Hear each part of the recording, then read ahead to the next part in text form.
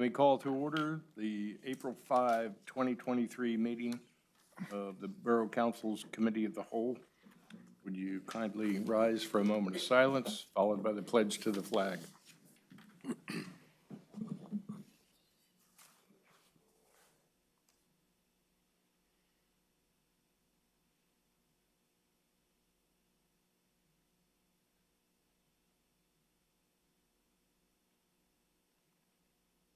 Amen. I pledge allegiance to the flag of the United States of America and and to the republic for which it stands, one nation, under God, indivisible, with liberty and justice for all.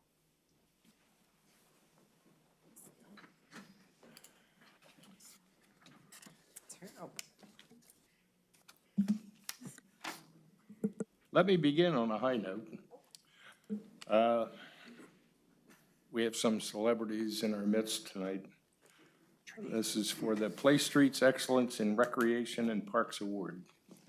In early March of 2023, Andy Graham, our program coordinator for the Parks and Recreation Department, was notified that the department was being awarded the Excellence in Recreation and Parks Award for its Pottstown Play Streets program that Ms. Graham launched in 2022.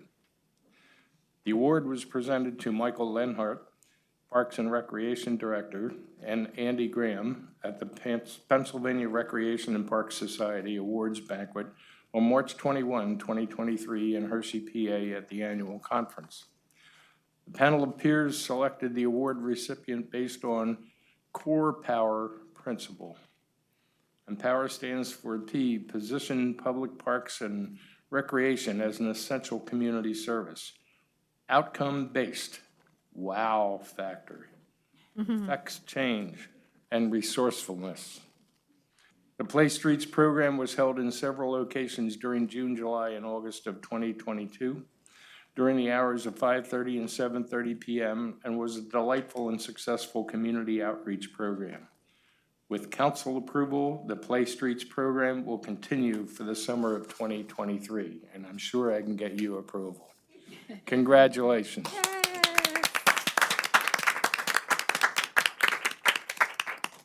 I'll try it again.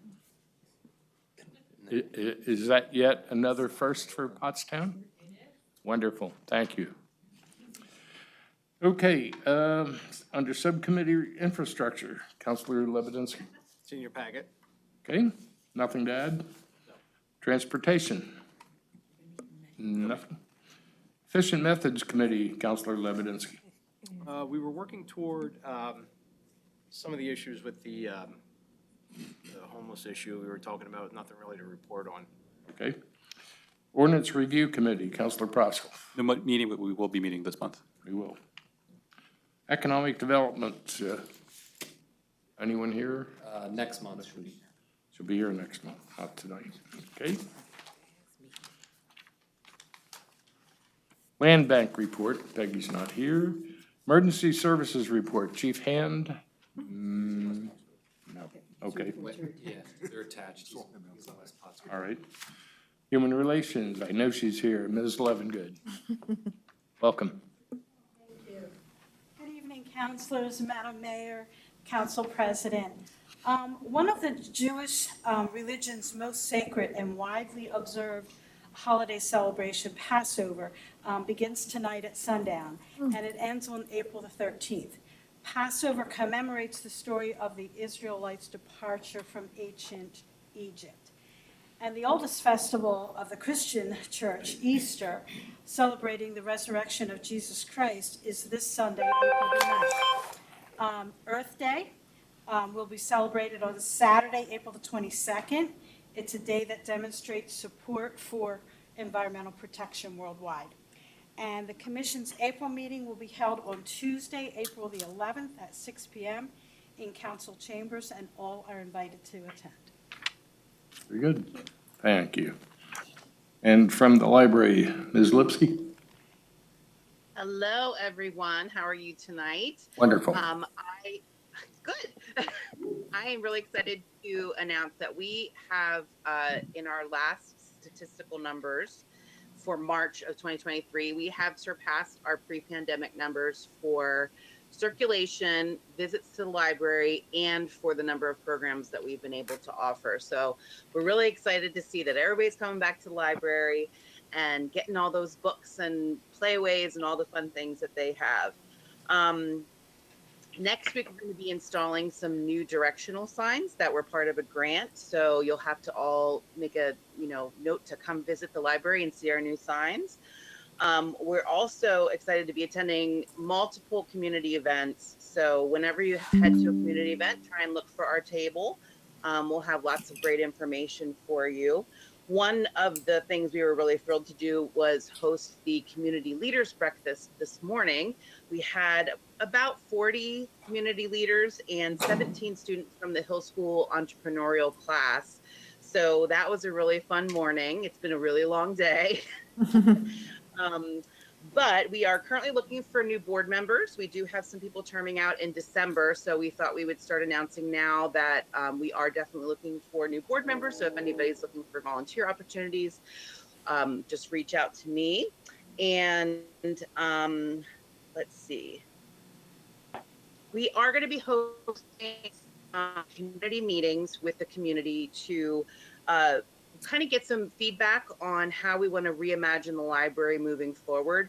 We are looking at renovating some unused space, and we kind of just want to see what the community is looking for in their needs for services at the library. So keep your eye out for information on that, and that will be coming in May and June. So that's all I have, but I'm thrilled that it's all happy stuff. So thank you so much. Thank you. Sioux River Greenways. You have that? Anyone? Okay. Where you get that from? Oh, I went too far, I'm sorry. Oh, my goodness. Mayor Henrik, your report.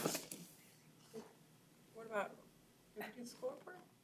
I didn't, but I don't have anything, but you can go ahead. And the Ricketts. Why don't we go back up? Wait a minute, hold on, Ricketts. All right, Letter E. did the library Ricketts Center. Counselor Kirkland not available. He's not here. And, okay, Counselor Lindsay. And I don't have none, the school board. Okay, Mary's on you now. Yeah, see, I didn't miss anything. We have 7. Okay, Oh, in that case, and it's Chuck. our solicitor, Mr. Garner. Good evening, everyone. You could have skipped over me. No, I tried. I was trying to hook you up, but nope. Ryan asked me to beat the record of 28 minutes, so. Okay, well then I have no report. Last month, if you recall, we started, again, the idea of just a topic to talk about for council. Some of the things that recur on a normal basis that you guys see. Didn't get any suggestions, so tonight I just thought we'd do a quick review of bidding and the bidding process, or more formally municipal procurement. Many times you guys have in your packet a bid tab, which is the culmination of a competitive bidding process. The bid tab would have the name and address of a bidder, the product they were bidding on, and the dollar figure that they bid. And then typically at the Monday night meeting, you guys would make an award based upon the lowest responsible bidder. So we thought we'd talk a little bit just about that process and what the state law requires and why we do that. And the reason we do that is statutory. Presently, if a municipality seeks services, goods, or construction projects, and the amount or estimated amount of those goods, services, or projects exceeds $22,500, we must put it out for a competitive bid. And the law requires us to award it to the lowest responsible and responsive bidder. We can make up the documents as far as what is a qualified bidder. We can put qualifications in the document.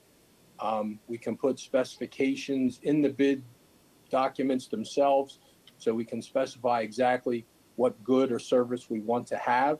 But if a bidder meets and provides that information, we have to award that bid to that lowest responsible bidder. few years ago, they amended the law to provide for quotes. So if you're buying or purchasing or looking for a service between $12,200 and $22,500, you don't have to competitively bid it, but you must seek 3 quotes from vendors or contractors for the service. Then you must keep those quotes on file for a period of 3 years.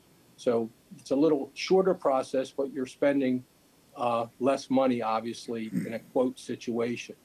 If you're spending less than 12.2, there's nothing that requires you to look for quotes or bids, but certainly it's always a good practice to do that if you're purchasing items that you might need. There are 4 main exceptions to the bidding requirements. First is if you're doing a project in-house with your own employees, you don't have to bid it. A second exception is professional service. So if you want to hire an engineer, an accountant, an attorney, auditor, you don't have to award it to the lowest bidder. You can basically have some discretion as to the award of that type of contract. If you're in a situation where the state has already bid the product or good, it's called piggyback, you don't have to put it out for bid. You can piggyback off the state bid contract, and therefore you have satisfied the bidding requirement. You might be familiar with co-stars, which is a state procedure where if vendors put in a bid, the borough can accept that. I think we may do that with road salt and some other common commodities. And the last exception, which is rarely used, is an emergency doctrine. If there's a true emergency, you don't have to follow the bidding laws. Generally, there's not a true emergency, but it can happen at water plants and sewer plants where you have significant failures and you have to get something fixed right away. So that's kind of the process of why we do it. Those are the threshold numbers.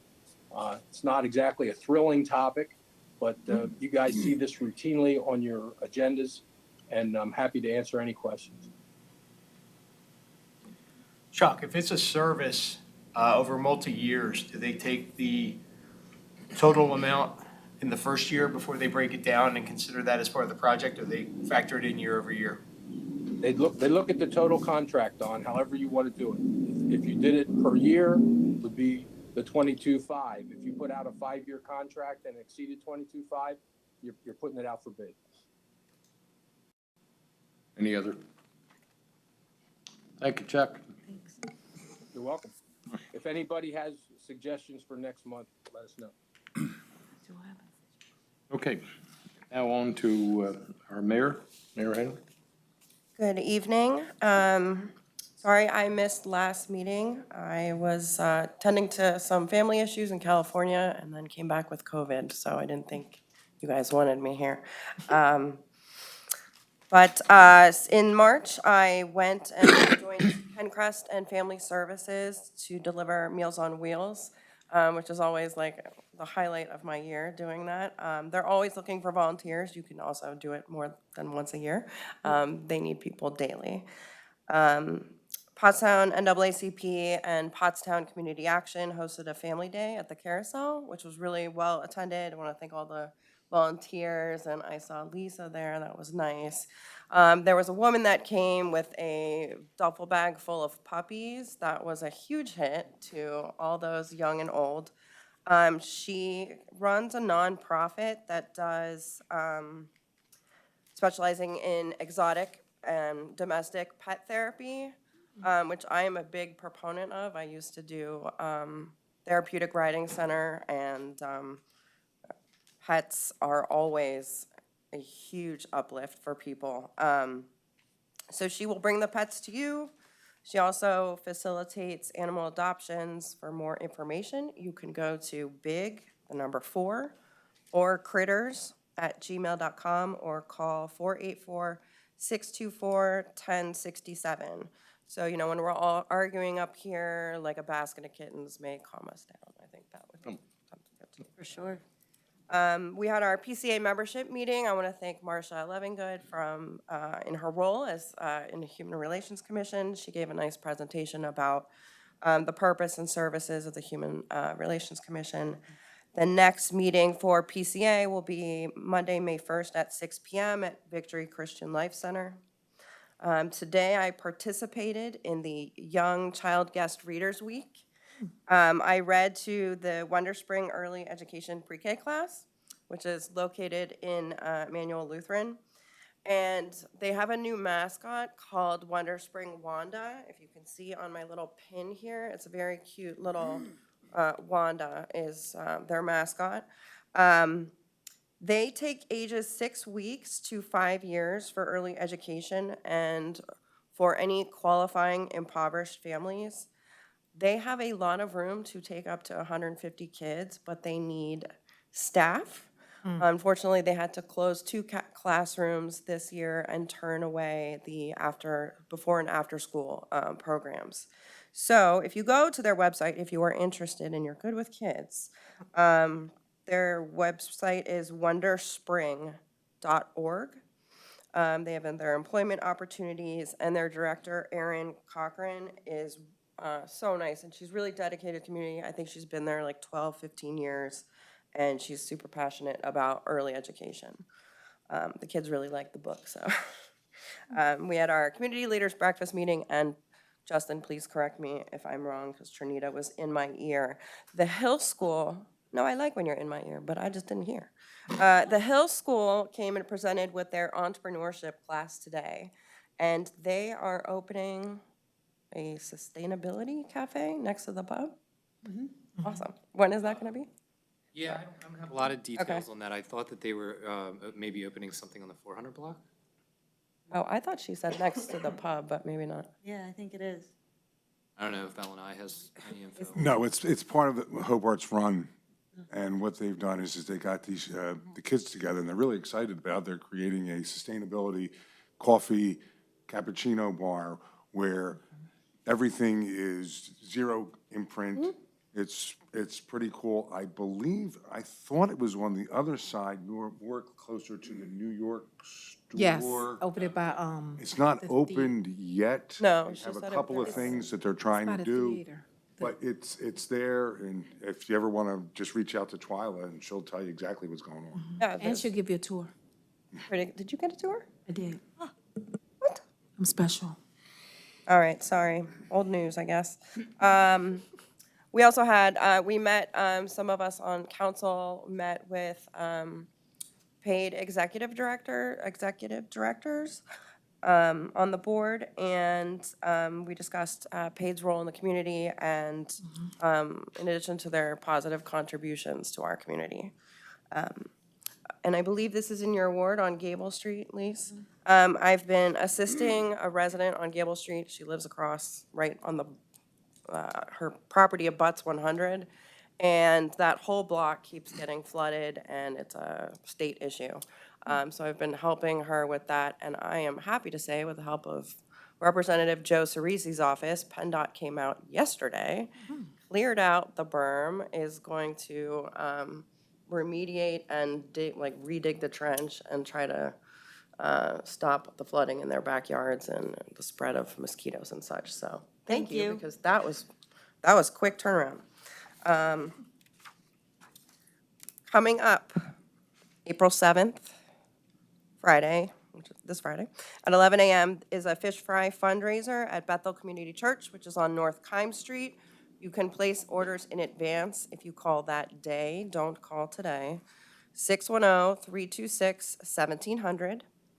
On Saturday, April 8th, from 1 to 4 at Riverfront Park. Mosaic and Parks and Rec and Pottstown Community Arts partnered for an Easter egg hunt and art fair and story walk, and there's going to be an egg hunt. Janet Friedline is the garden manager of Mosaic, has stuffed 1,000 eggs full of candy. And I may or may not be the Easter Bunny on Saturday, so if you would like to come out and take pictures, I would be happy to oblige. Please come out 1 to 4, Riverfront. Also, save the date for May 2nd, but you need to be pre-screened before April 21st. The Montgomery County Bar Association, the DEI and Elder Law Committee are providing free wills, powers of attorney, and healthcare powers of attorney, and advanced medical directives to qualifying seniors, which is age 60 plus, at the Tri-County Active Adult Center.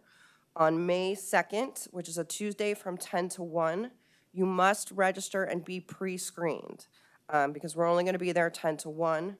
So please call Mike Pendergrast at 215-716-5079. This is what I do for a living, and so I will be volunteering my time as an attorney and helping prepare wills. So please come out. It's really important to get these done. April 15th, on Saturday, from 11 to 3 is the Montgomery County Community College cleanup. We need all hands on deck, please. Everyone who has been complaining about trash, please. Meet outside Monco's North Hall at 16 East High Street. You can park at South Hall, that's off of College Drive. From 11 to 3, they'll have refreshments, snacks, they'll provide everything. Please come out and help beautify our beautiful town here. I'm just doing April, I promise. April 22nd, 10 to 12, YMCA is having their Healthy Kids event. And also on Saturday, April 22nd, from 6 to 10, St. Gabe's Lodge on Jefferson Street, Powell's having their Swing into Spring event. Tickets are $30. They have a hot buffet, raffle, DJ. And you can call 610-327-0527 if you are interested. On the 29th, I'm sure Andrew will give a plug. It says that since this is his baby, but 10 to 3, Edgewood Cemetery Spring Art Fair and Cleanup. Clearing my throat. Okay. We still have spaces available for artisans and craft makers. The fee's $40. You get a 10 by 10 space, bring your own table and chairs. If you donate one of your wares to the raffle prizes, then the ticket's only $30 for the space. If you would like to participate, contact Kelly at 610-506-7033, or you can email Kelly at historicedgewood.com. That's really a great event. Not only is there shopping and like fun arts and crafts to see and buy, but there's also a cleanup. So please come in your dirty clothes and get ready to get down and dirty and pull some weeds and clean up some graves, and then you can go shopping after. And May 6th and 7th is our powwow. Brief announcements. I'm just going to take over the whole meeting. What? I'm just kidding, sorry, very brief. Recent trash complaints that I've gotten in the past month have been behind the Mercury building, so I'm not sure if anyone is paying attention to that, but there's been some issues behind there. And also for volunteering and recruiting opportunities, TCN has taken over administering a website.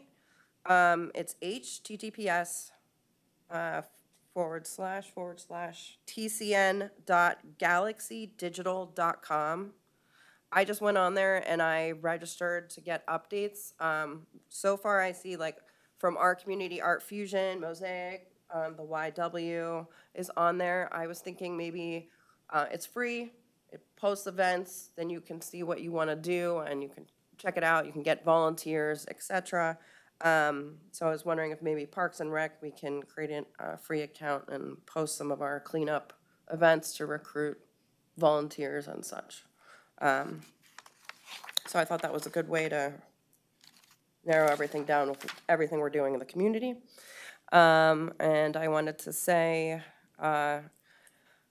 Semeyak Pesach, which is Happy Passover and Happy Easter, and thank you, and that concludes my report.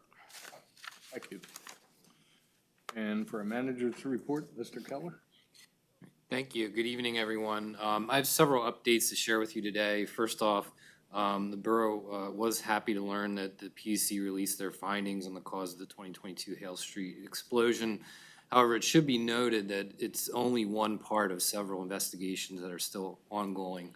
And this one's solely focused on the public utilities. So the residents should know that our hearts go out to them and that borough officials will continue to work with other investigating agencies until a final determination is made. Next, PICO is partnering with the Arbor Day Foundation to provide customers with trees to plant strategically around their homes for environmental impact and energy savings.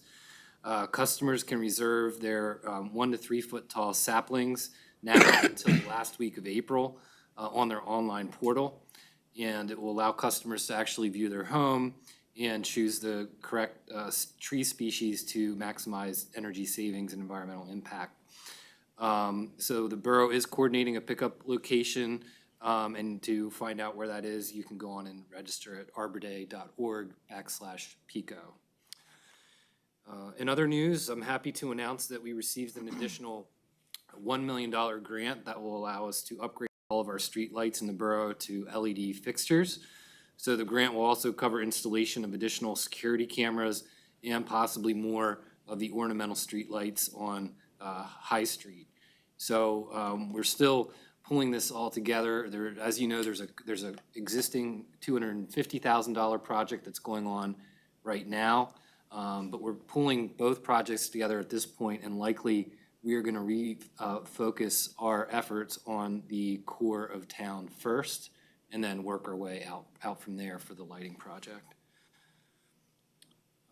In the next couple weeks, we will be, or I should say the authority will be nearing completion of investigatory work for phase 1 of the $1.275 million lead service line replacement project. So far, 189 properties were investigated. 80 were found with lead services. Of those, a total of 5 were found on the private side between the curb and the building. In areas where lead was found, each home will receive a 6-month water filter to cover the time between now and when the service line can be replaced. And in the next few months, the borough, or the authority's contractor, J.O. Bradley, will be conducting replacement work for lead services found. And letters will be going out to a small number of residents. I think I'd indicated we have 5 at this point, where the work is being planned on private property. And we would encourage any residents where lead was found on private property to take advantage of the free replacement now that the authority is offering through the grant. Otherwise, they will be on the hook to cover the costs in the future.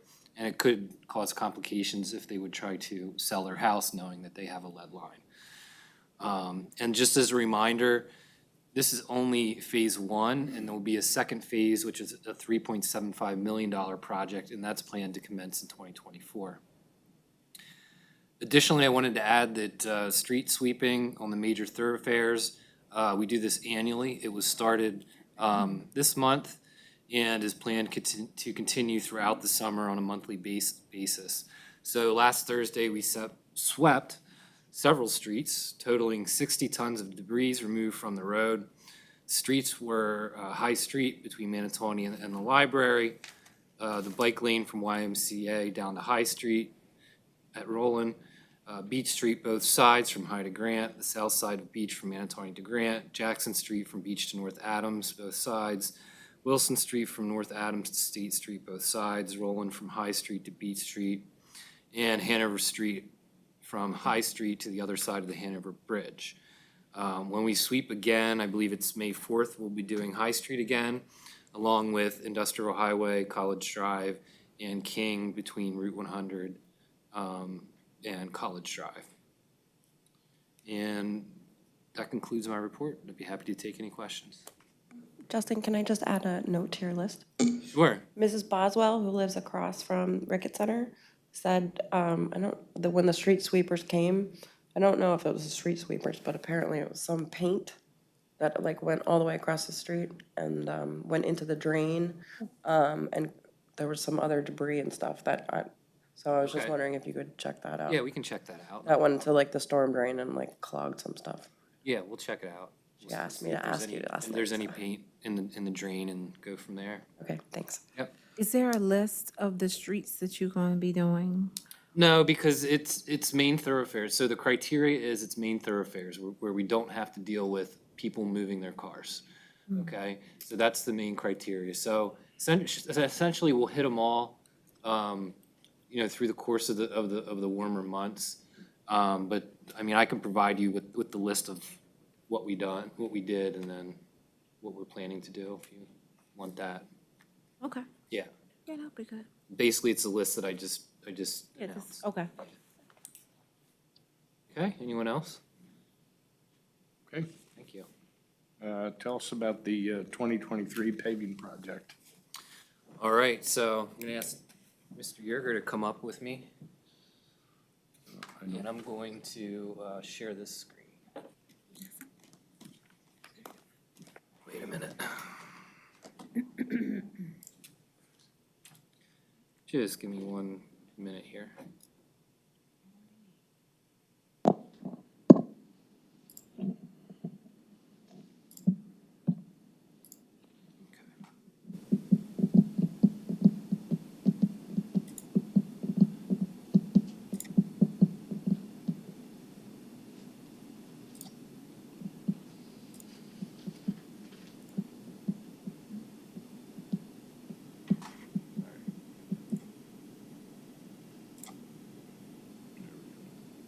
Sure it's coming through here.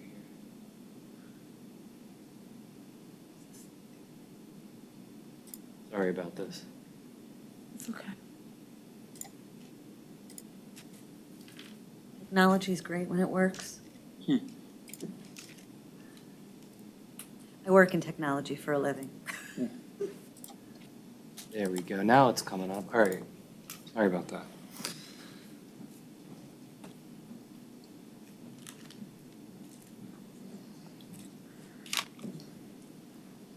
I was wondering how you, okay.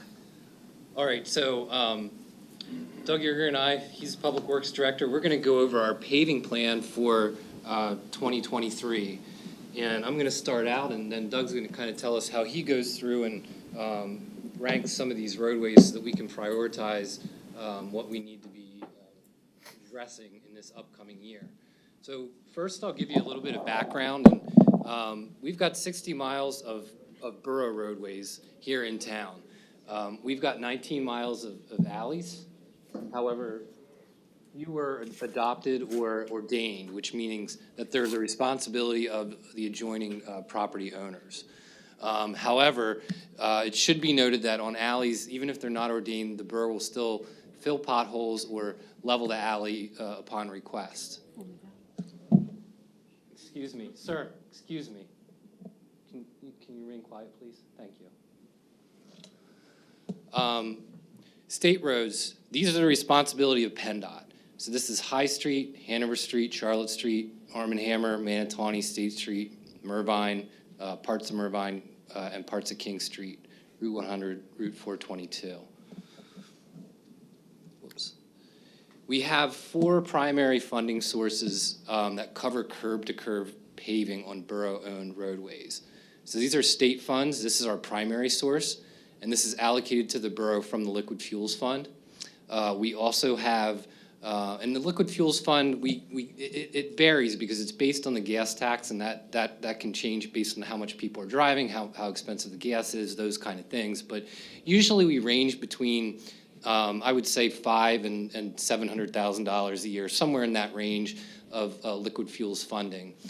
And then also through the borough authority. So through borough authority projects, when they replace a water main or a sewer main, they will actually repave the roadway curb to curb, which actually a lot of utilities don't do that. So we're very, very fortunate that the authority has been a great partner for roadway paving. And then we have utility companies, mainly PECO. If there are 2 lateral cuts within 50 feet on a borough-owned roadway, they'll have to pave that section curb to curb.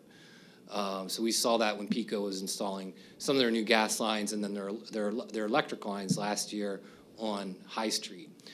And then new for 2024, this year, we are actually starting to collect a roadway impact fee that the authority has set up which assesses an additional charge to each truck that comes in to deposit the bulk discharges at the sewer plant. There's a surcharge that gets collected on that, and then that gets passed back to the borough.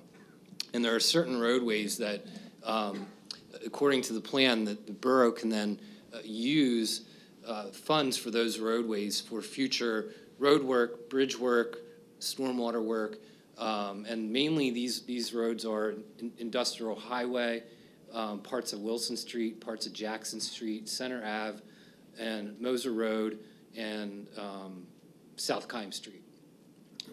So we're collecting that this year. It's estimated that we're going to receive about $180,000 annually from that fund, which if you look at getting the $500,000 to $700,000 from the state funds, the authority actually increased our funding for roadways by almost 20%, or about 20%. So that's a really huge shot in the arm for us going forward. And then we allocate about $25,000 of funding for regular maintenance on borough roadways, such as filling potholes. So at this point, I'm going to turn it over to our Public Works Director, Doug Yerger, and he's going to go through the rating system that we use to prioritize which roads we're going to pave. Thank you, Justin. Okay, basically, I work with a 1 to 5 system, 1 being a very good road, 5 being the worst. Right now, we have about 20 miles of road that I have classified as a 5. And you can usually pick them out. There's a severe alligatoring of the road surface. There's potholes. A lot of times there's numerous potholes because we're already gotten to the point where there's failure enough that the base is actually starting to come up. Did you say 20 miles? 20 miles. 20 of 60, or stage 5? 20 of the, no, 20 of our 60. 20 of our 60 are stage 5. Yeah. Ideally, I'd like to pave roads every 12 years. Mm-hmm. And then it'd be basically a 5-year program. So every 5 years, we'd be it gets it. But the problem with that is we just don't have the money for that. And some of our roads right now are 20, 30 years old and haven't been paved. So there's a lot of failures. Now, fortunately, we have a lot of roads that have very good bases, so that they do hold up better. But certainly there's a lot that aren't. And that's the bit. And now, it also, I had so many 5s that I actually created a 6 because I had to sort out the 5s because there's like 205 locations. So I had to sort them out so I could sort the database better. So I moved, when I really think they're in bad shape, I'll put them into a 6 category. I can sort the database faster that way and come up with my working list. And then after I have that working list, then I go out and review them again. Sometimes it's hard to determine whether or not one's worse than the other one because some of them are in such bad shape. So but sometimes too, I might have a road that is in between 2 roads and it's not terrible, but we're there with the equipment. So I'll just go right through and take care of that block while we're there. I try and concentrate, exactly what you're looking at is exactly what we have a lot of locations. Doug, take us through with what we're looking at here, like a 2 to 3 to 4 to 5. What's the difference here that we're looking at? Okay, well, up with the number 2 rating would be, that has gone from, basically when we pave a road, that becomes a 1. And then that stays that way until it starts showing cracking and other signs of the start of deterioration. Once it goes over to 3, you can see all the alligatoring.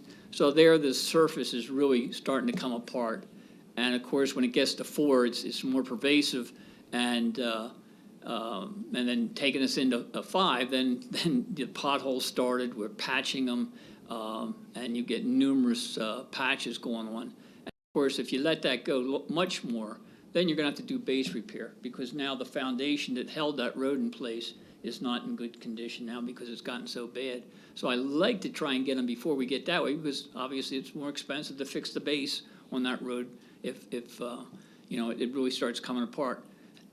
And the other thing that happens a lot of times too, when the base is failing, it'll pump mud up. Mud will start coming up and then you really got a problem. I wish we didn't get that far, but unfortunately, we just can't pave everything that we need to pave. Hey, Doug? Yes. Normally, from stage to stage, about how many years does that take? Well, probably right now, I'd say probably goes about 5 years because most of these roads are still on a more like a 20-year cycle rather than a 12-year cycle. So it's probably taken, and of course, that's gonna vary though, because sometimes the base, we mill the surface off so we can sort of see the next layer down of blacktop and you can get a feel for how bad it is. And sometimes when you take that top surface off and you see more cracking, it's indicative of the base is probably in bad shape. So we do have provisions in our contracts that we can have the contractor, when we see that first layer come off and we see that there's some bad surface there, then we do take out the base and rebase it.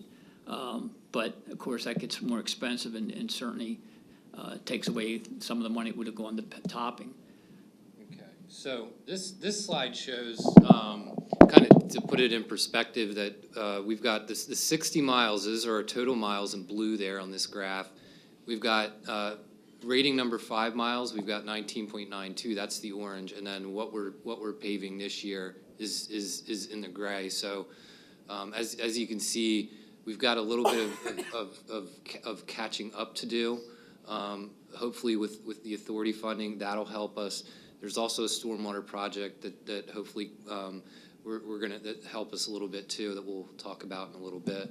But Doug, why don't you take us through some of the coordination efforts that we make prior to paving the roadways in the borough with the various utilities and others that are doing work. Well, certainly, we don't want to pave a road and then a year later, somebody digs it up, whether it be gas, electric, whether it be our own services for water pipes or sewer pipes. So I attempt to try and lay out everything I know that's about to happen or going to happen. And if I know there's a bad sewer pipe somewhere, then the road just is going to have to wait until that funding happens, because there's like 3 different budgets have to come together sometimes. The water budget has to come together, the sewer budget, and of course the street budget. Yeah, so that's what, I don't mean to interrupt you, but that's what you see when sometimes you say, well, gee, this road is a 5, why isn't it being paved? It should have been paved last year. And sometimes the answer is because there's a bad sewer pipe or a bad water pipe under there that we're trying to get in the queue before we repave that. And another condition happens is water. And water is so detrimental to the roadway. And if we don't get the water off the road, then it just freeze thaws, gets into the cracks, and starts breaking the concrete, the blacktop up. A good example is out in Gray Street, out in the north end, from Spruce up to Feist. I've been waiting years to get storm inlets in there because you can stand up there in that intersection and you just see where the water's going and where the deterioration's going. And it wouldn't make any sense to go out there and pave now. Luckily, we're in the queue for putting inlets and piping up there, so we're gonna get that condition taken care of.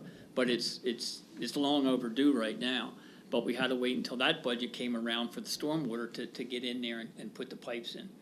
And that happens a lot too when we have areas where we have sump pumps. A lot of times we just don't have any place for the sump pump water to go, so it has to go out in the gutter. And a lot of times there's just not enough inlets to capture it and get it underground before it starts freezing. And we have a lot of places where we have sump pumps in the wintertime are active, and then the water freezes, and then we have to go out and put salt on. So we're trying to eliminate those things so we don't have to, because that's just labor intensive.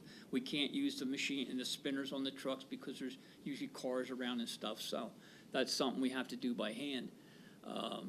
So like I said, I mean, so what I do, I'm able to lay out, and the gas company is another thing. I mean, they have a lot of work sometimes, but that's not always definitive whether it's gonna happen, just like the state, PennDOT. They thought they were gonna pave Arm & Hammer a year and a half or 2 years ago, and it still hasn't happened yet. So even though they tell us, you don't always know, and so like at some point, Arm & Hammer is gonna happen, it's just I don't know when. So I have to work with these other budgets too, because, it's what never fails. We get a street paved and then somebody has to dig it up, gas service or whatever, and, it's just one of those things. I mean, I don't like to deny people the ability to have if they need if their heater breaks or something, they wanna put gas in. I mean, we could put a moratorium out and say, hey, you can't dig this road up for 5 years, but then that means the homeowner's really just gonna have to stay where they're at with either oil or whatever they're using to heat their houses with. So it seems like there's always at least 1 or 2 roads that we just get done with that ends. And the other thing that happens, and I can't control, is the water main breaks. Sometimes when we roll in the streets with a a vibrating roller. It's shaking the ground up and everything, trying to get the compaction right, but it also shakes the ground up enough that sometimes the water pipe starts to come up and surface. Then we have to dig a hole in it and fix that. So best laid plans don't always work out so good as far as trying to prevent a brand-new road from being dug up, but it's just the nature of things. So, yeah, so we really do try our best. With the sewer mains, we video those, and then it's pretty easy because we're, in close partnership with the authority to influence kind of where they're gonna do their work and stage it with our paving. And then the attempts to coordinate with PICO and other utilities, we try that to the greatest extent possible.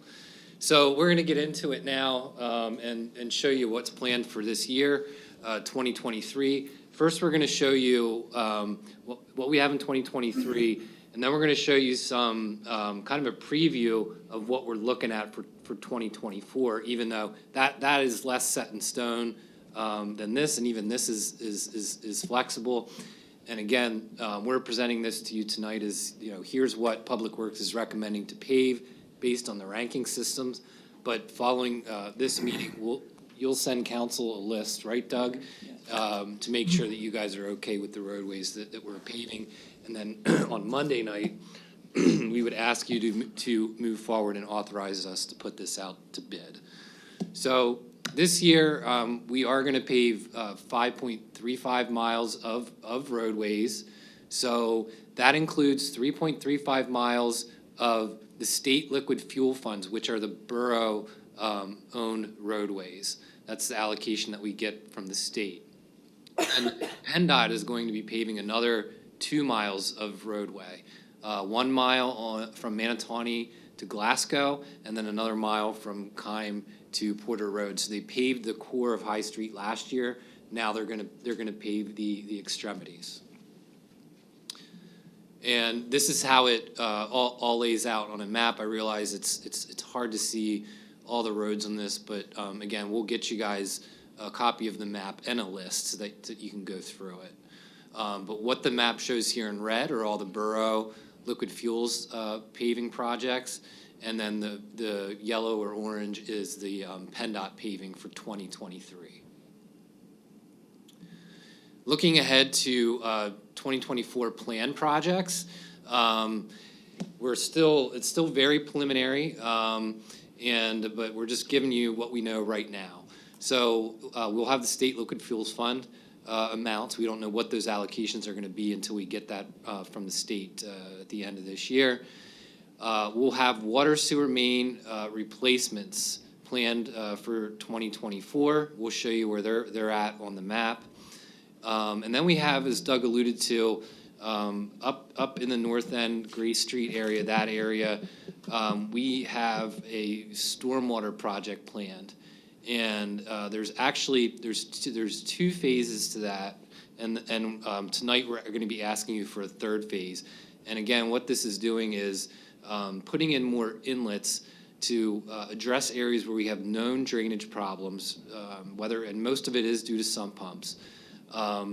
And this will help us to maintain the longevity of our roadway over time because it's not getting beat up by the water and the ice so bad.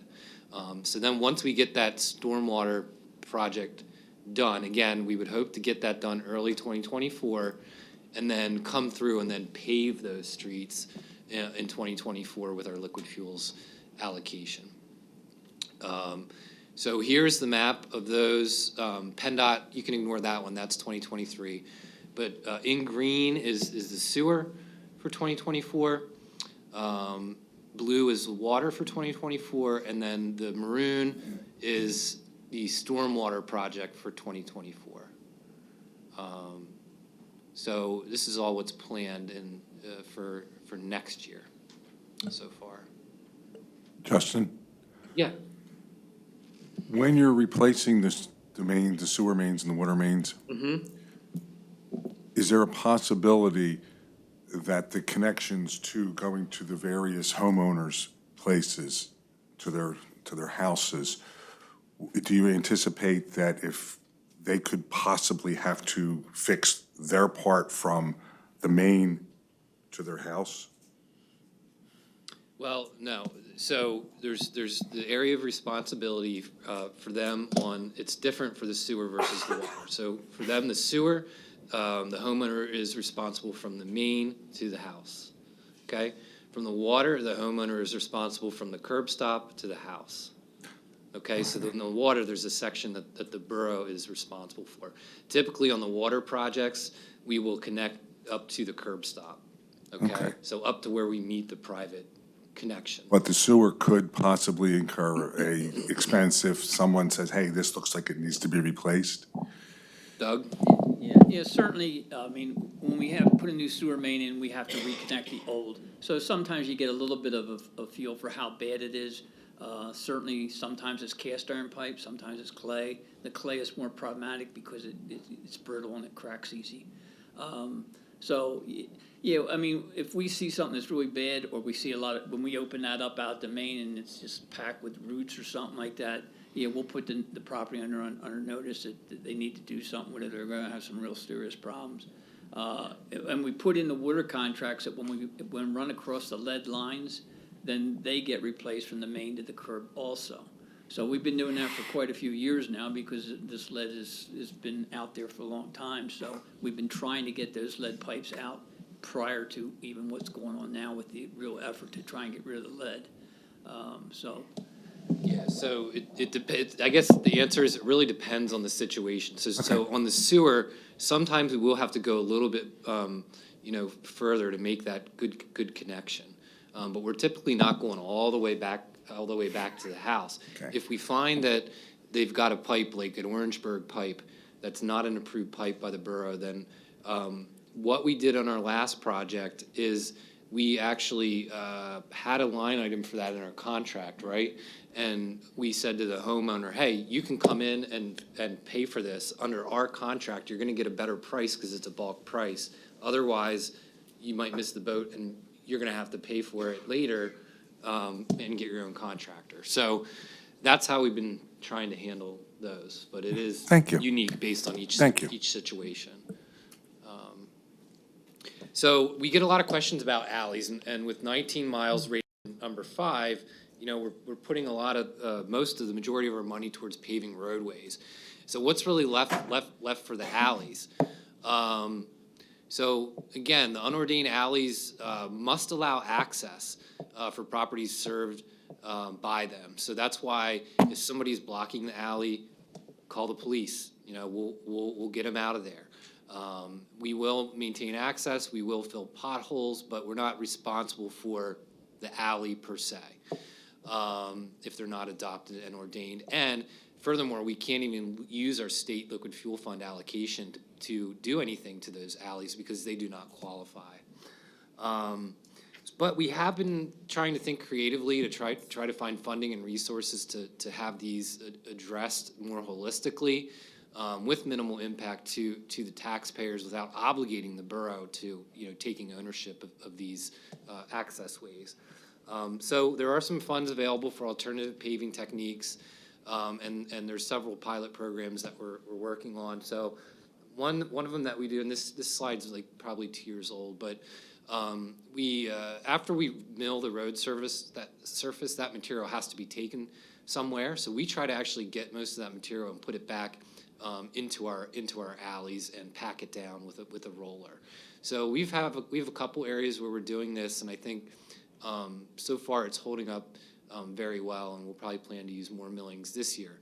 However, what's holding up even better for gravel areas is the driving surface aggregate, and this was a aggregate mix that was developed by Penn State for more rural roads, actually, and it's. The way that they've designed the mix is that the particles actually interlock and become very compacted and hard, and they're very resistant to water erosion or tire tracks, those kind of things, making divots in the alleyways. And they can partially meet some of our MS4 requirements. So we did this several years ago, and it was completed in 2020. This is an alley, Willow Street, between Erie and East Street. So, and we were just out there a couple weeks ago and still holding up great. So we're putting together another application for other alleys for these where it makes sense. So again, the other thing that homeowners can do, if they want to improve their alley, is that they can talk to their neighbors adjoining the alley and obtain their permission to split the cost to bring in a paving contractor. All they would have to do is obtain a permit from Public Works. And the main thing that we're looking at is, we have to make sure that if it's repaved, that there isn't stormwater going to a different place than what it was going to before. So in other words, you can't come into the alley and put a crown on that alley that sheds all the water onto the adjoining properties, or you're gonna have problems. So that is one thing to consider, and we waive the permit fee in this case, because we really consider this as a team effort. And we would encourage that all owners have a written agreement with the adjoining property owners where the work is being completed, because essentially the alleyways are like a shared access way. How do you know which alley is shared and one is for the borough? Like, you guys did that alley. How do That one, this one. residents know? Yeah, this one wasn't ordained. This one wasn't ordained, but we were able to get a grant for this one that allowed us to do it on an alley that we didn't ordain. And at the time, we're told that they changed their regulations a little bit, but at the time, they allowed us to get a sign off from all the property owners, and then that the borough agreed that we would maintain it, I think is what it was. So that's how we did it with this one. Okay. You need to do the entire surface, or can you use that Penn State material for large holes, potholes? It's a little tricky using that material. I mean. It's very specific. The moisture content has to just be right. The gradation of the stones has to be just right. So it's not something you can just mix up in the back of a truck or something, go out and throw it out. It's stuff that has to be evaluated at Tested. the quarry and determined to be, in the proper mix of stone and moisture. And then it's hauled out, and then it's put in a paving machine, and then it's applied that way. Okay. And it works very well, but it's not like taking like a modified stone and just going out and spreading it out. Yeah. That one other alley, that was all millings, and, Right. and we were able to get the contractor to put it in his paving machine and plate it out with the paving machine. And that's really the best way to do that, because then if you're, like the summertime, you get some heat on that, there's enough aggregate around the stones that it actually will melt together if it's hot enough. So it gets quite well. And, we already paid for the wrap, as it's called, which is the ground up material. We already paid it once, put it down the road, then we go grind it up again. And so we try and capture as much as we can store, and if nothing else, we use it quite frequently. So we're just patching the potholes in alleys and put it right back out, because it does a nice job. Time of year is important now. So this is better for potholes. Well, yeah, and that's all we did with this. We just made sure it was level, and then the paving Yeah. machine just played it out, so it was a lot easier to do. And it's the same with the wrap. We're able to just stockpile it, load it in the truck, and go out and fill the potholes up with that stuff and drive over. And you recall where this is at? Yeah, that's on Sheridan's up here, and then down the other end is Grant Street, Okay. Beach Street, and Lincoln Avenue. Okay, thank you. All right, so again, this is the time of year for potholes. Our crew really kind of kicks up their pace this time of year, going after the potholes. We do rely mostly on people to report them to us, but we're in one of the worst states for potholes because we're in a constant freeze-thaw cycle. Now, this year wasn't as bad because it wasn't so cold. It was more like, Virginia or North Carolina kind of degradation on the roadways instead of our typical PA. But, primarily on a paved surface, we use cold patch as our primary material to patch. So if you need to make a service request for a borough-owned roadway, email publicworks@pottstown.org or call them at 610-970-6527. If you need to make a service request for a PennDOT road, so think Hanover Street, Farmington, Charlotte, Arm & Hammer, Manitowoc, East State Street, Mervine, Charlotte, West King, Route 100, Route 422, that's PennDOT. So you need to call 1-800-FIX-ROAD or log on to penndot.gov and click on Submit Roadway Feedback. So at this point, that concludes our presentation, and I'd be happy to take any other additional questions. Well, that's fantastic news. My Neighbors have been bugging me about Walnut Street for at least 5 to 6 years, and I keep telling them, well, they need to put the sewer line in first before they do it. And now I could tell them that should be next year, right? 2024, sorry, but yeah, I know that's a bad stretch there. Blocks are bad news, but I had bad pipe and I needed to get the pipe in before we could pave it, so. Yep. Any other questions? I seen they was doing work on, I think, Willow. Yes. Yes, that's part of the lead project. Okay, that's what To I thought. investigate what properties have lead pipes and galvanized pipes. So what they're doing, did you see the big white machine? Yes. They're actually sucking the dirt up, so they go up to where the curb box is, the water box, and they just suck the dirt up. And then once they get the valve box over the side, they can see the pipe as it goes out to the street and into the house. And then from that location, they determine whether it's lead or galvanized. And so, I mean, primarily, we're looking for the lead pipes, but we're also finding some situations where the galvanized pipe also was adversely affected by the lead, so. Yeah, so basically, if we have, under the lead copper rule, if we have galvanized downstream of lead, we have to replace the galvanized too, Okay, so. yeah.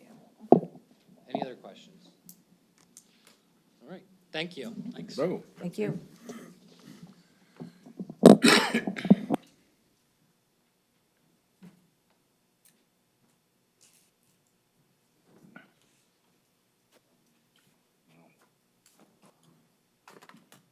It's 8 o'clock. okay, radiological emergency response plan, Yep, let me just got it? get my, thing up here. Yeah, all right, so, in preparation for our 2023 Limerick exercise, the borough's emergency response plan has been reviewed and approved by the county. And this is a necessary step before it can be adopted, by the borough. And, on Monday, we're gonna ask council for a resolution to approve the response plan as prepared by the staff responsible. And the purpose of the plan is to reduce the potential effects of major emergency or disaster and protect the health, safety, and welfare of the community.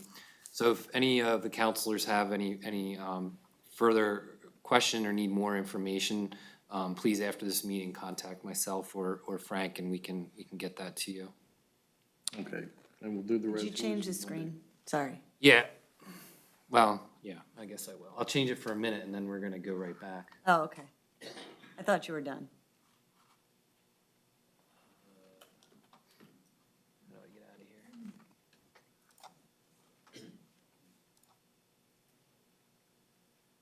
I'm just gonna leave that up for now, because that's coming up. Okay. All right, so the resolution Monday, 12 is the Culverdale Railroad reimbursement agreement. Yes. That's ready? Yep, it's ready. It's been finalized, and Colbrookdale has signed. Very good, so we'll sign Monday night. CDBG grant application, this is for stormwater inlets. Yes, so this is, kind of goes back to what we were just talking about with, some of the, projects in the north end. So we've been using CDBG to fund these. I think, we've got, 2 rounds, about $400,000 that we're putting into this up there. And, this will be the 3rd phase, and, we still haven't determined the exact locations yet, but we have determined that there is a need, so. Right. We'd like a resolution to be able to apply for that. And we'll do that Monday. And zoning, okay, get Mr. Garner up. Yeah, I think that he wants this plan up, but, Yeah, yeah. I think, Dan, this is better for council to look at this plan. Okay, So the first zoning application is for property located at 5th Street and Johnson Street. The property owner is seeking ultimately to subdivide this property into 2 lots. In order to do that, presently there are 2 existing dwellings on 1 parcel. No improvements are proposed, simply drawing a line on the so that there is 2 single-family dwellings. The plan in front of you shows the fact that they're just basically drawing the line down the middle of the property. The result from a zoning standpoint by doing this is that the properties, although they're not changing, the line causes the properties not to meet the rear yard setback. So they're seeking a dimensional variance in order to allow the properties to be ultimately subdivided so that the houses can be sold separately rather than having two structures, one on one parcel. Justin and I have looked at that. Obviously, there's issues. We want to make sure there's separate utilities and those kind of things. But from a zoning perspective, it makes sense to separate these properties. Again, they're not like it's a twin home or anything like that. They're separate structures. They're putting a line in an appropriate location. And assuming they get zoning relief, this subdivision plan will come back to you guys for review and approval. So we don't think that's necessarily a big deal from a borough perspective. And from our standpoint, we're recommending that you just let it go to the zoning hearing board. Zoning hearing board will hear the evidence and rule on the variance. It's a dimensional variance for a rear yard setback. Okay. Any questions? Yeah. Well, we know about the utilities. We'll know about the utilities when it comes in for subdivision, if not before. Lisa. Okay. Thank you. Yeah, it's something that we're working on, but we don't. It's not really necessary to know that for this decision, because either way, like if they're not on separate utilities, they're going to have to be, and that'll have to be worked out in land development. So Yeah, I know that was a concern. yeah, Thank you. yeah. Nothing else, we'll list that for Monday.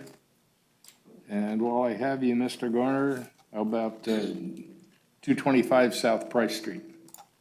Sure. This is a 1 acre parcel.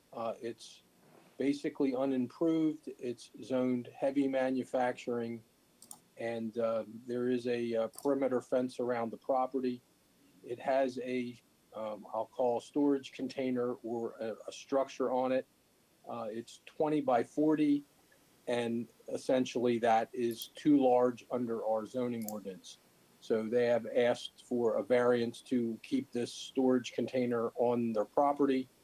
And again, I think we allow by ordinance a 200 square foot storage container or structure. This is quite a bit larger, but it's it's an acre parcel. It's zoned heavy manufacturing, and the contractor wants this so they can store their equipment in this container for safety purposes. So again, it doesn't meet zoning.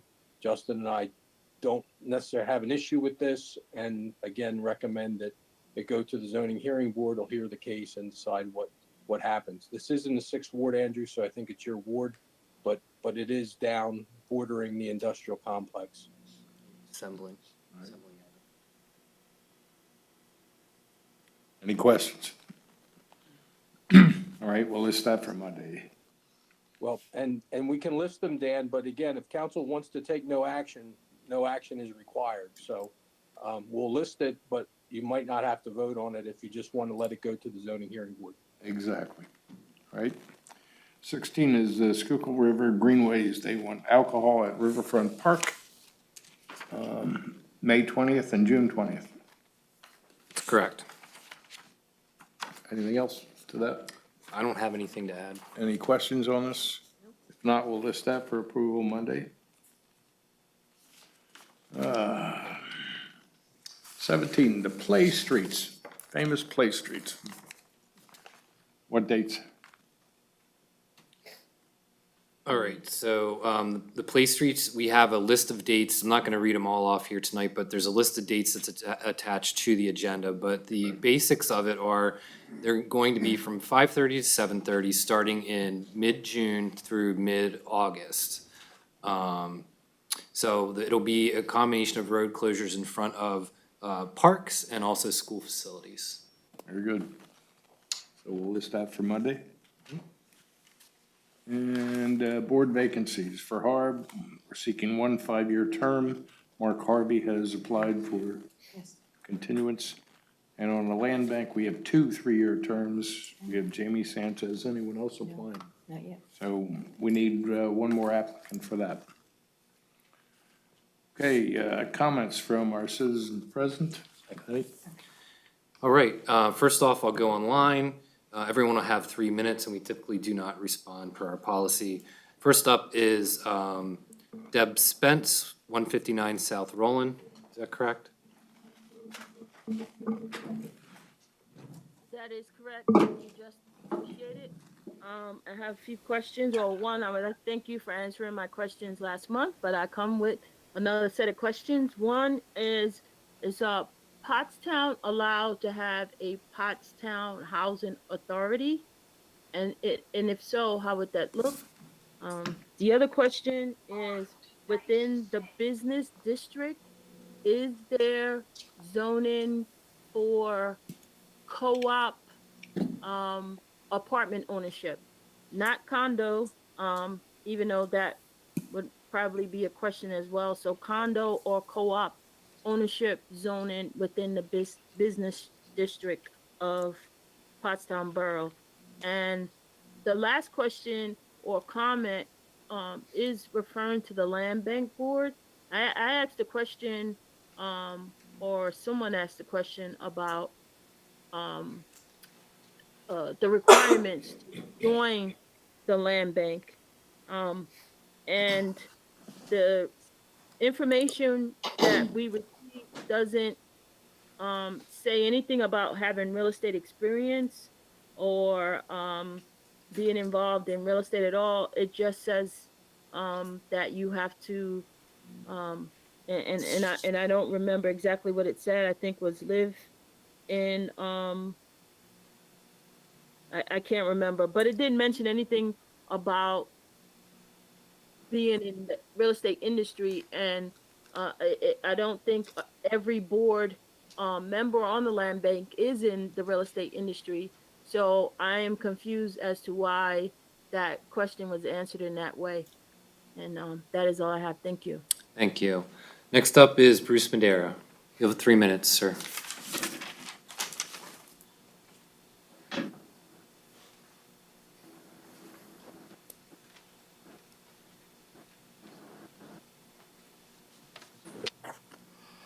Good evening.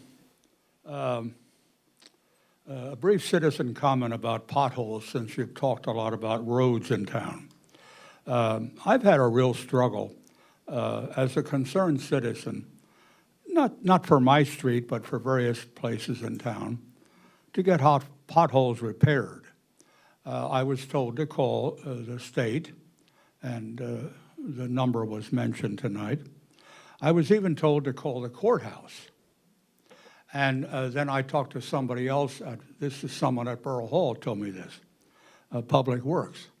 And then I talked to somebody else at Borough Hall, and that person said, I don't think the courthouse owns that roadway that I was talking about, roadway in town. So the confusion was left float around and not resolved. Now, getting on to my other subject, all this public speaking about the homeless being helped.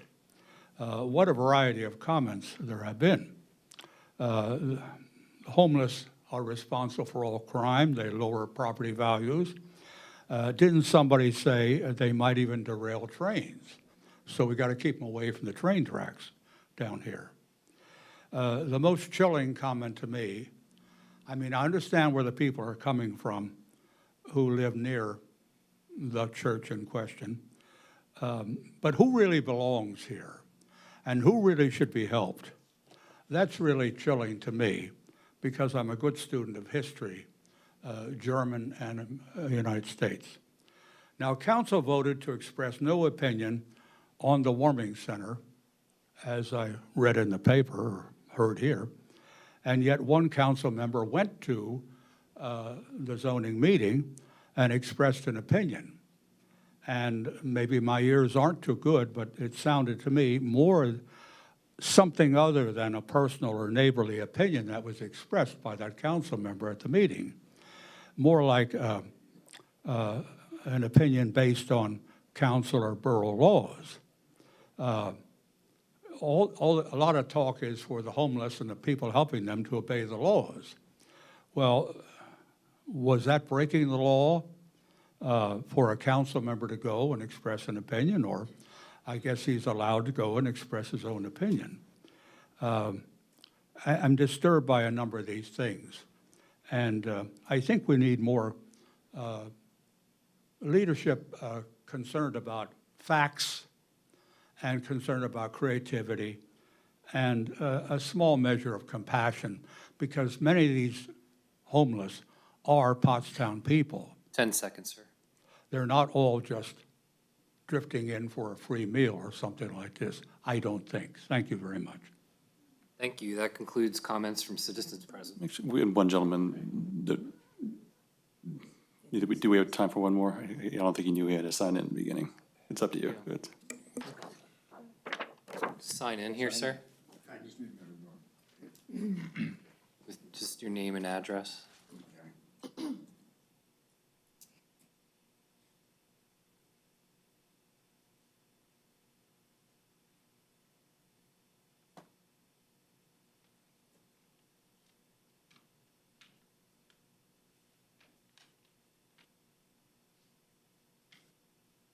And maybe we should just say, in case there's any confusion, anybody that wants to speak during public comments, you just sign in at the beginning of the meeting, and Justin will call you up or call your name online.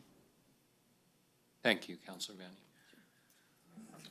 All right, so we have Robert Alton, 19 Walnut Street. Yes. Yes, thank you, Borough. Some things I have concerns about. I've been a Pottstown resident since '89. I live down on the 100 block of Walnut Street. Things I've noticed around the borough and had questions about. My first one is, when will the old steel bridge joining both ends of Manatoni Park together be replaced? Is there any plans to do anything So with that? per our policy, we don't respond, but we can get back to you after this. And we do have a project page on our website where you can find that information. Okay. And on our block, I was glad to see the sinkhole problem in the alley behind Walnut Street on the 100 block finally got fixed. Thank you, Joe Ceresi, for his help on that. And it's good to see efforts have been going on to fix the potholes in the alleys and streets in the borough, because our alleys on our block have a lot of them. And on the 100 block of Walnut Street, street cleaning needs to be done to clean up the large amounts of beech nuts from the beech trees along the block. These things are dangerous. People roll their ankles if they step on them wrong or possibly fall. It was a bad idea to plant these trees along borough neighborhood streets to begin with. And another thing I've noticed around Pottstown a lot lately, people should be fined or made to clean up trash on our streets. I'm referring to those people who deliberately throw their trash on the ground when our borough has provided so many trash cans here so our streets and neighborhoods are not littered needlessly. Another thing, the fallen trees and large debris in the Manatoni Creek need to be removed so flow can remain unobstructed, especially around supports of our new bridges on High Street and King Street to help maintain these expensive new structures. And when will the Colebrookdale Railroad Station be worked on again and be open for the public? And one more thing I've noticed a lot of, especially around my part of Pottstown there, something needs to be done about the increased amounts of shooting and stabbings in our town. We do not want to be like Philly. And it's some things I've had concerns about, and you can get back to me on. Absolutely. for your Thank time. you, sir. Thank you. All right, that concludes citizen comment. Okay, we have no reason for an executive session. So, counselors, Counselor Prosper. I think I say this every year, but on Good Friday, it used to be 12 years ago, I took my wife to, well, at the time, she was just a girl, to Juan Carlos for her first date. So we go back every year. So I get my seafood enchilada once again. Forward to it. Oh, thank you. Good. Counselor Vanny. No, Mayor Stephanie gave Okay. mine, but I do have one thing. Can we get on the pre-agenda and our committee of the whole for next month to talk about flags and signs in front of businesses? flags and signs. Yes, we have an ordinance, Yes, so I want to revisit that and have a conversation about that. okay, That's all. great. Counselor Lebedinsky? Nothing. Nothing? Counselor Lindsay? I don't even know what day that was. All the days are running together. But anyway, I think, I can't remember. But anyway, I went to Phoenixville and can't think of his name now. What is his name? We'll be back Monday. What's wrong with me today? I don't know what's wrong. But anyway, I went to a grant seminar, and it was very interesting on the process and how tedious this grant process writing it is. So please show some love and respect to the people who write grants, because it's a lot. The reason I took the Paul Farrell, that's his name. He took over Tim Hennessy's position. He had it in Phoenixville, and I took it just so I can be more aware of the grant process and for like nonprofits. I know we have a grant writer, Courtney, who she can have that. I just want to be able to give people some information and just help, what I can, because I receive numbers and contacts, because that's what you do. You network and grants to people, network. So I just wanted to let anybody know if you have any questions, I can try to help you as much as I can, plug you to people with grant writing. So that's what I did a couple days ago, I think. That's it for me. Counselor Moster? Okay, I'm going to try to talk a little bit for a second. I saw that Councilor Vanny last time was very eloquent, and so I know I can do that. Oh, I'm glad I could help you there. I want to just share a story, and it's not going to go where you think it's going to go, but it's a story that happened to me past 2 weeks. You may or may not know that I am one of the developers of a entertainment complex, the Iron Globe, which is right off of Keystone Boulevard and College Drive. My partner took a potential investor in this, and we need a lot of them, to the property to show what we were going to do. And when they went inside the building, the building had been broken into. There was a space heater inside it.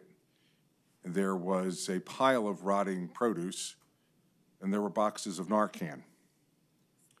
I'm not saying that other than that's what it was. Obviously, that investor could not see the vision that we saw, and therefore went away, passing, of course, the tent city, which is so entrenched now that apparently it has its own mayor, I've been told. Now, this is not to sit there and say that this is a knock on the homeless. What this is saying is that if we think that the homeless problem is going away, we are kidding ourselves. We are having this problem, we will have this problem for the foreseeable future. Why do I say that? I say that because the county is quite happy with the current situation. And when I go to county functions and political functions, I find that the people from Pottstown are put at the kiddies' table, okay? And it's sad. So everybody's happy that way. So Barbara Eden isn't going to come and blink and get the homeless away. Elizabeth Montgomery's not going to switch her nose and have it go away. We're going to have to figure out a way here, as adults, as responsible people, to figure out how we can balance the continuing economic development of this borough with the homeless situation, which is not going away for the foreseeable future. It is a hard problem, and it's going to take hard solutions, not easy ones, not little, feel-good solutions, but hard solutions, okay? And because it's not going away. They are happy that way. We are taking care of them for them. That is one less problem. I said to one of the commissioners, we do not exist so that other boroughs and municipalities in Montgomery County can have nice things. That is not why we exist. So what I would like all of us to do is all work together, put aside whatever animosities or angers or sadnesses, and put our hands together and figure out how economic revitalization, which is is moving along, okay, here, and the problem of homelessness, because it's not going away and we can't ignore it. But we have to address the problem in a manner that does not have an adverse effect on the progress that we are making. And I have had conversations with the people who are advocates for the homeless. They understand that. They understand that. And I think we can do it. As a matter of fact, I know we can. But we got to work together. We all got to row in the same direction. And, we wish we were King of Prussia sometimes, but we're not. We're Pottstown. We're tough. We're strong. All right. I'm not going to say we're a village. Okay, that's your deal. Okay. I'm not talking your village.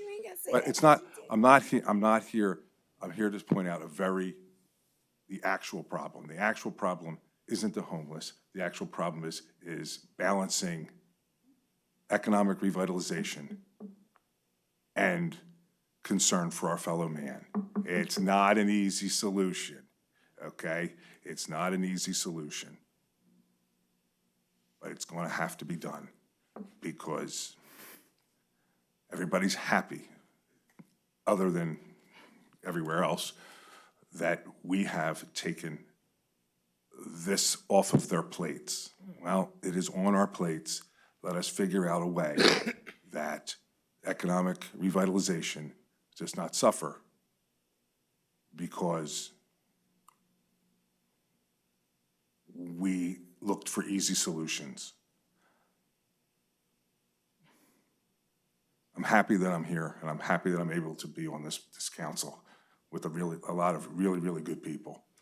And I'm really happy that we have an excellent borough manager and incredible code staff. We have a lot of smart people here, a lot of them, awful lot.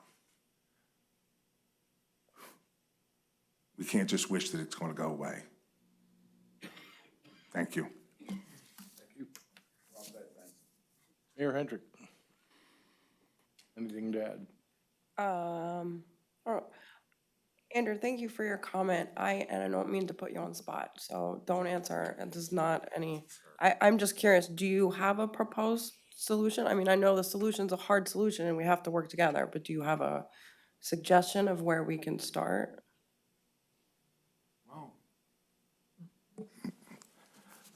First solution is to define the problem.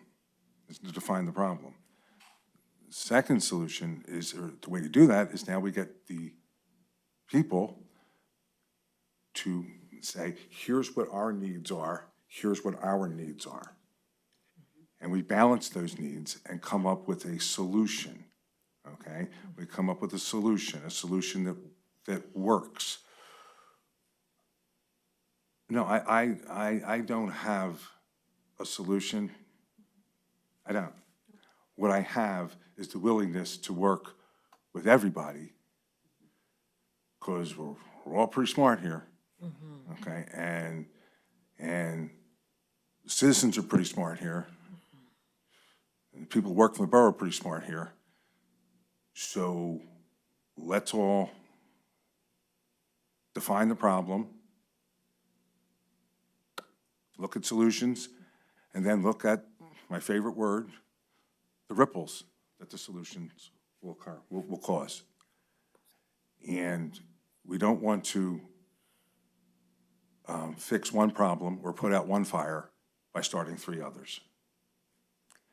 So I welcome anybody to work with me and all the other players, whether that's paid, whether that's Beacon of Hope or whoever, okay, whether it's the churches, to sit down and have conversations about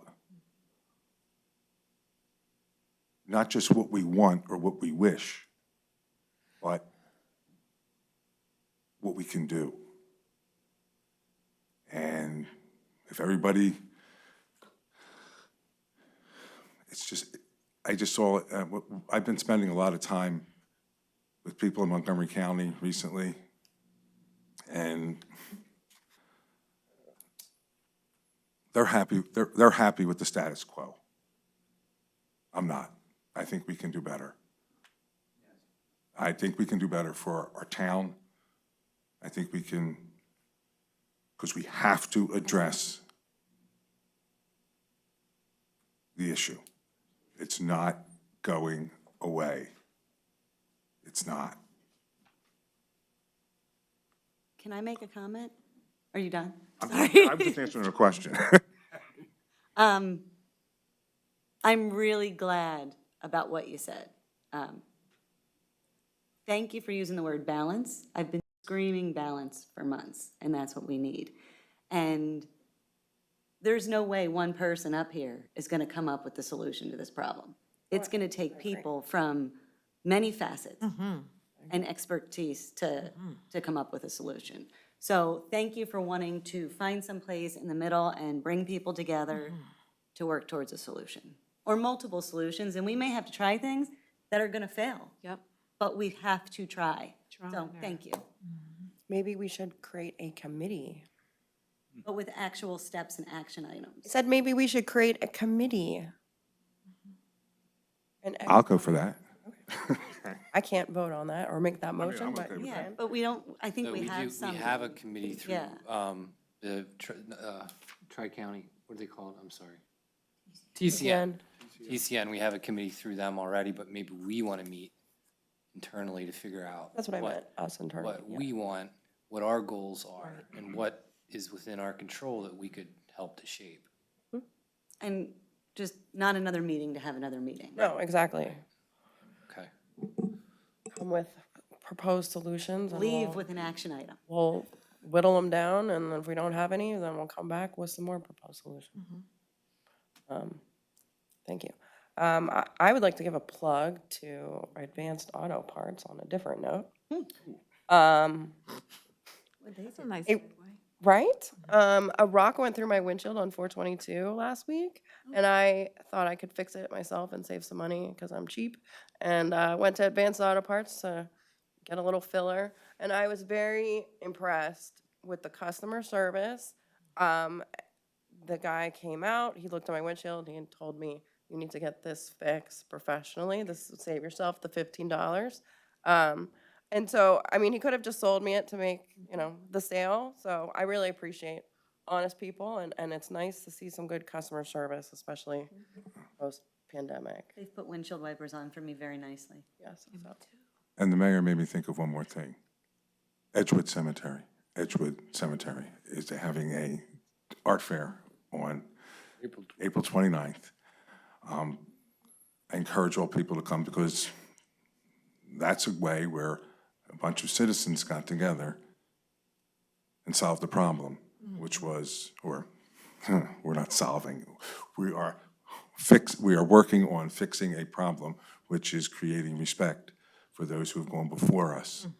And we didn't ask for government help. We didn't ask for anything. We just got together, we saw the problem, we addressed the problem, and we figured out ways that we could do it. And one of the ways that we could do that, or to raise the $25,000 we need to make it respectful, is to have art fairs. And hopefully people will come and support us and also watch me break my back digging yet another garden there. Okay, and so, but I will be, please come and tell your friends to come. We could really use the help, and thank you for everything. Oh, I'm done. Thank you. Nothing further. All I can say at this point is, I certainly agree with everything you've said, Andrew. That's not often, doesn't happen often, but tonight, You're right. I totally agree with you. Thank you. Meeting adjourned.